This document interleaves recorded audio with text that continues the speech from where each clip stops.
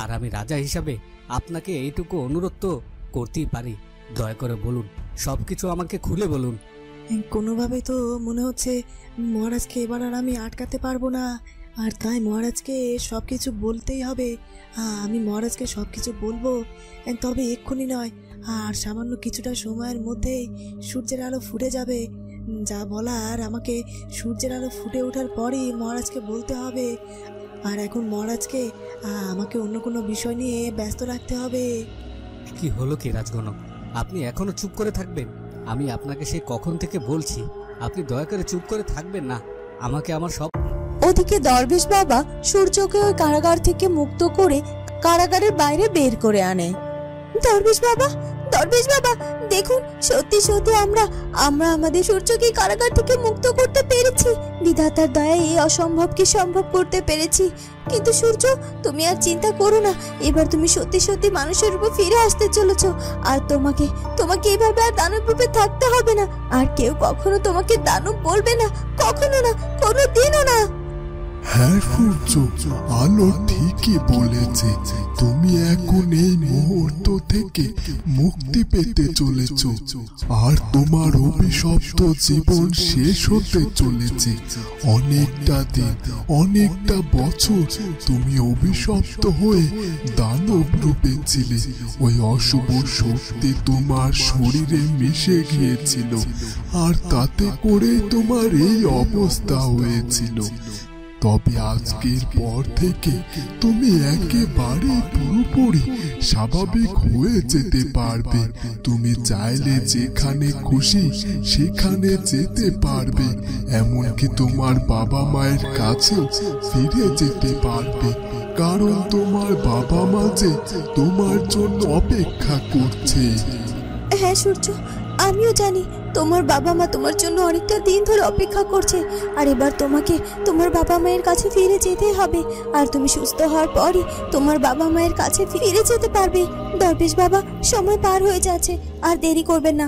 বলুন বলুন, আমাকে এখন কি করতে হবে? কি করলে আমি সূর্যকে মনুষ্যরূপে ফিরিয়ে আনতে পারবো? হ্যাঁ হ্যাঁ আলো, তুমি ঠিকই বলেছ, এক্ষুনি আমাদেরকে সূর্যকে মনুষ্য রূপে ফিরিয়ে আনতে হবে। আলো, তোমার হাতে যে জড়িবুটিটা রয়েছে সেই জড়িবুটিটা সামনের দিকে এগিয়ে ধরো, আর শোনো, যতক্ষণ না সূর্য মনুষ্য রূপে ফিরে আসবে ততক্ষণ কিছুতেই তুমি এই জড়িবুটির থেকে নিজের হাত নামাবে না, কারণ সূর্যকে মনুষ্য রূপে ফিরিয়ে আনতে গেলে এই জড়িবুটির উপর আমি আমার শক্তি প্রয়োগ করব, আর এতে করে তোমার শরীরের অনেক যন্ত্রণা অনুভব হতে পারে। তবে তোমার যত যন্ত্রণা হোক না কেন, তুমি কিছুতেই এই জড়িবুটি হাত থেকে সরিয়ে নেবে না, তাহলে কিন্তু সূর্যকে মানুষের রূপে ফিরিয়ে আনতে পারবো না। আলো, হাত উঠাও, আমি এক্ষুনি এই জড়িবুটির উপর আমার শক্তি প্রয়োগ করব। আর হলুদ পাখি, তুই বাইরে যা, বাইরে গিয়ে দেখ কেউ যেন কোনোভাবে এই সময়ে রাজকারাগারে প্রবেশ না করে। হ্যাঁ হ্যাঁ দরবেশ বাবা, আমি এক্ষুনি হাত উঠাচ্ছি, আর আমার যত কষ্টই হোক না কেন আমি কিছুতে আমার হাত নামিয়ে নেব না। এই কথা বলে আলো সে জড়িবুটি নিয়ে নিজের হাত সামনের দিকে এগিয়ে ধরে, আর সাথে সাথে দরবেশ বাবা সেই জড়িবুটির উপর তার নিজের শক্তি প্রয়োগ করতে থাকে। কি হলো কি রাজগণক, সেই তখন থেকে আপনি আমাকে সবকিছু বলবেন বলবেন করে কিছুই তো বলছেন না। সেই তখন থেকে আমি এখানে দাঁড়িয়ে আছি, তো দাঁড়িয়ে আছি, কিন্তু আপনি কিছু না বলে চুপচাপ দাঁড়িয়ে আছেন। আমার তো মনে হচ্ছে এখন আমাকে কিছুই বলবেন না। মহারাজ, আপনি যখন আমাকে আদেশ করেছেন তখন তো আমাকে সবকিছু বলতেই হবে। শুনুন মহারাজ, আমি আপনাকে বলছিলাম না সূর্য আবার ফিরে আসতে চলেছে, আর এটা কোনো মন গড়া কথা নয়, এটা সত্যি কথা। সেদিন ওই অশুভ শক্তি সূর্যকে হত্যা করতে চাইলেও সূর্যকে হত্যা করতে পারেনি। সূর্যকে মেরে নদীর জলে ফেলে দিয়েছিল ঠিকই, কিন্তু একজন সেই নদীর জল থেকে সূর্যকে উদ্ধার করে সূর্যকে সুস্থ করে তোলে, আর তাই এখনো সূর্য বেঁচে আছে। এসব কি বলছে কি রাজগণক? সূর্য বেঁচে আছে মানে? আর সূর্য যে বেঁচে আছে এটা যদি আমার আলো কোনোভাবে শুনে ফেলে তাহলে তো আমি আর আমার আলোকে আর কিছুতেই আমার কাছে ধরে রাখতে পারবো না। ও আমাকে ছেড়ে ওর স্বামী ওই সূর্যের কাছে চলে যাবে। আর এটাই তো স্বাভাবিক, কারণ আলো আমার থেকে অনেক অনেক বেশি ভালোবাসে তার স্বামী সূর্যকে।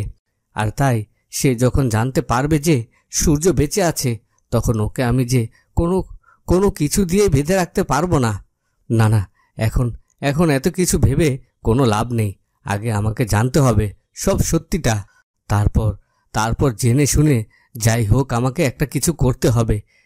ঠিক আছে রাজগণক, বুঝলাম যে সূর্য বেঁচে আছে, কিন্তু সূর্য এখন কোথায় আছে সেটা আমাকে বলুন। আর সূর্য কেনই বা এখন পর্যন্ত আলোর সাথে একটিবারের জন্য দেখা করতে এলো না? ওর কি নিজের স্ত্রীর প্রতি কোনো দায়িত্ব নেই? কে বলেছে মহারাজ সূর্য আলোর সাথে দেখা করতে আসেনি? সূর্য অবশ্যই আলোর সাথে দেখা করতে এসেছে। আর মহারাজ, আসলে সূর্য এখন দূরে কোথাও নেই। সূর্য এখন বর্তমানে আমাদের এই আশকাপ রাজ্যের রাজপ্রাসাদেই রয়েছে। রাজকনকের কথা শুনে রাজা মশাই একেবারেই অবাক হয়ে যায়। কি বলছেন কি আপনি? সূর্য যদি এই প্রাসাদেই থাকতো তাহলে তো আমি অনেক আগেই জানতে পারতাম। তবে এক্ষুনি আমি সূর্যের সাথে দেখা করতে চাই। নাগরানী, আর কোনো চিন্তা বা ভয় কোনোটাই নেই, কারণ আমাদের আলো আর সূর্যের সমস্ত বিপদ কেটে গেছে। আর এখন সূর্যকে মানুষের রূপে ফিরে আনার পথে আর কোনো বাধাই হবে না। আলো আর দরবেশ বাবা দুজনে মিলে এক্ষুনি সূর্যকে মনুষ্য রূপে ফিরিয়ে আনবে। সত্যি বলছো জাদুগুলো? তার মানে ওরা ওই চাবি খুঁজে পেয়েছে আর সূর্যকে মুক্ত করতেও পেরেছে, আর এখন ওরা সূর্যকে মানুষের রূপে ফিরিয়ে আনবে। সত্যি এই কথাটা শুনে যে আমার বড্ড আনন্দ হচ্ছে। আর সূর্য মনুষ্য রূপে ফিরে আসতে পারলেই তো আমার আলো তার সব শক্তি ফিরে পাবে। নাগরানী, আলো শুধুমাত্র তার সব শক্তি ফিরে পাবে সেটাই নয়, আলো এবার যে শক্তি পেতে চলেছে সেই শক্তি আগের বারের মতো শক্তি নয়। এর আগে আলোর যেরকম শক্তি ছিল তার থেকে দ্বিগুণ পরিমাণ শক্তিশালী শক্তি আলোর শরীরে ফিরে আসবে। আর আলো এবার খুব সহজে সব অশুভ শক্তিকে পৃথিবী থেকে বিদায় করবে। আর এই পৃথিবী সুন্দর একটি শুভ শক্তিতে পরিপূর্ণ থাকবে, যেখানে কোনো অশুভ শক্তির স্থান থাকবে না। হ্যাঁ, তুমি ঠিকই বলেছ। আমিও চাই এই পৃথিবী থেকে সব অশুভ শক্তি বিদায় নিক এবং প্রত্যেকটা মানুষের যেন ভালো হয়। আর ওই অশুভ শক্তির কারণে আর কাউকে ক্ষতিগ্রস্ত হতে হবে না। নাগরানী, বিধাতা একজন আছেন, আর তাই তো এত কিছু বড় আলো আর দরবেশ বাবা শেষ পর্যন্ত সূর্যকে মানুষের রূপ ফিরিয়ে দিতে চলেছে। আর তাছাড়া সূর্যের আলো ফুটতেও তো বেশি সময় নেই। আর দেখবে এই সূর্যের আলো ফুটে ওঠার আগে আমাদের সূর্যকে মনুষ্য রূপে ফিরিয়ে আনা হবে, আর আলো তার সব শক্তি ফিরে পাবে। এখন নাগরানী, আপনাকে আর একা থাকতে হবে না। আলো যদি ওর সব শক্তি ফিরে পায় তাহলে তো আপনার কাছে চলে আসতে পারবে আর আপনার সাথেও থাকতে পারবে। সেই কখন থেকে আমি এখানে দাঁড়িয়ে আছি তো আছি, কিন্তু আমি তো কিছুতেই কোনো দিকের কোনো খবরও জানতে পারছি না। এই রাজকারাগারের ভেতরের খবর জানতে পারছি না, আর রাজ্যের ভেতরে কি হচ্ছে সেটাও জানতে পারছি না। আর তাছাড়া কেউ এখন পর্যন্ত রাজকারাগারের তালার চাবি খুঁজে পেয়েছে কিনা সেটাও জানতে পারছি না। আর হলুদ পাখি বা কোথায় গেল? সেই তখন থেকে তো হলুদ পাখিরও কোনো পাত্তাও পাচ্ছি না। ওকে বললাম এই রাজকারাগারের তালার চাবি পাওয়া যাচ্ছে না, আর তাও সেই চাবি না খুঁজে কোথায় চলে গেল। আমি তখন আসার পথে সব জায়গায় ওকে খুঁজলাম, কিন্তু হলুদ পাখি রাজপ্রাসাদের কোথাও নেই। আর তাতে আমি বুঝতে পেরেছি যে হয়তো বা হলুদ পাখি এই রাজপ্রাসাদের বাইরে কোথাও গিয়েছে। কিন্তু এই মুহূর্তে তো রাজপ্রাসাদের বাইরে যাওয়ার একেবারেই ঠিক হয়নি।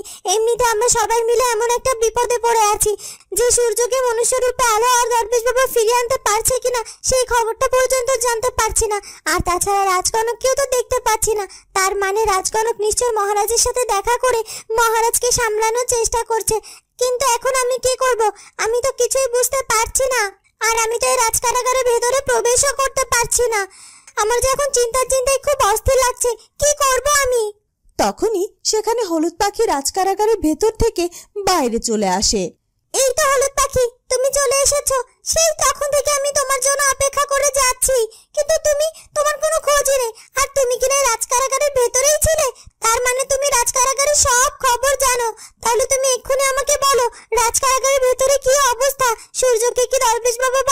মুক্ত করতে পেরেছে আর ওকে কি মনুষ্যরূপে ফিরিয়ে আনতে পেরেছে। তো বন্ধুরা, কি হতে চলেছে এরপর সেটা জানবো আমরা কুচবরণ কন্যার পরবর্তী পর্বে। আর আমাদের আজকের ভিডিওটি ভালো লাগলে অবশ্যই আমাদের চ্যানেলটিকে সাবস্ক্রাইব করে দিও। দেখা হবে পরের ভিডিওতে। ধন্যবাদ।